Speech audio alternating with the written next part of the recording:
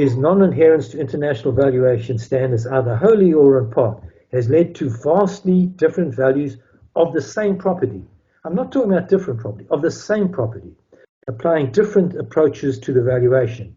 It is particularly evident that application of the cost approach, DRC, often yields extremely high and unrealistic values compared with values determined applying the income and market approach. This discussion document examines three principal reasons why DRC value estimates are so often unrealistically high, and which can be attributed to valuers not establishing the cost of the non-equivalent asset. So you're not looking at the existing building necessarily, though you may be, but you're not necessarily. And many times these buildings are far smaller. And if they're far smaller, they obviously cost less. Identifying and quantifying economic obsolescence. Now we saw in the case of SA breweries, there it was, clearly.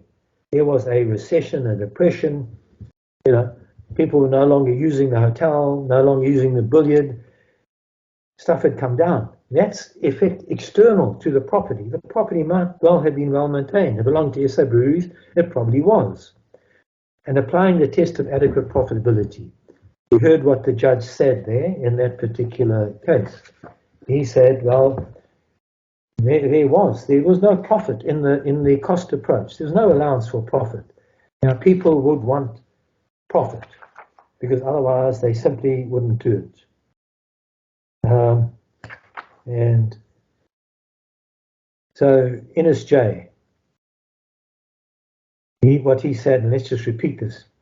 He said that the cost approach was not right because there was express exclusion from the calculation of any allowance for profit, which was inconsistent with the claim for market value. Here are no words to exclude ordinary test, once again, test of adequate profitability, that it follows, that it should be applied. So, very interestingly, but look, a very simple thing. They say, well, this test of adequate profitability. So here it might get a little complex. But if, for example, you were asked to value one of these stadiums that was built in 1910, so whether it be in Nelspruit or whether it be in Cape Town, Durban, Bloemfontein or whatever, and you are now asked to value it because the municipality says, look, we really don't want this asset on our books. It's costing us tens of millions to maintain, so we want to sell it. We'll sell it to the Western Province Rugby Union, to the Sharks, to the Cheetahs, to the Bulls, whatever.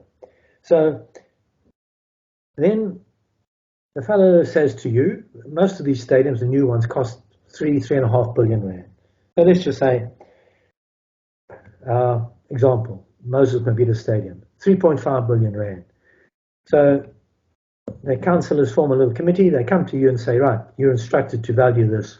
Now it cost us 3.5 billion rand. Here's the bill of quantities. It's only, by the way, 12, 13 years old.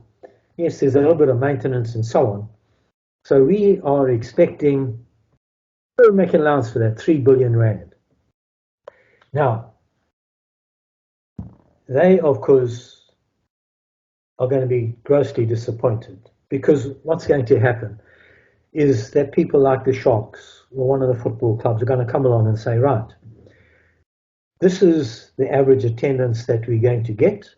These are the other type of facilities in the stadium. There's a gym, there's all sorts of things, there's a sky cart, all those things. That's how much we can gross. By the way, to make it suitable for our needs, we're going to have to outlay capital because there's got to be these suites that these people love to splurge money and so on. So we're going to have to spend a few million on that. So, but what is going to come to the realization that these things may have a very low or nominal value. And in fact, very interesting with reference to Cape Town, which probably now things have changed.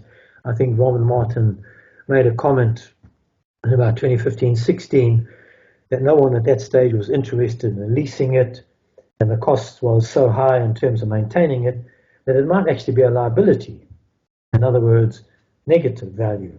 But probably things have changed with the way the Stormers are playing and things are picking up in Cape Town.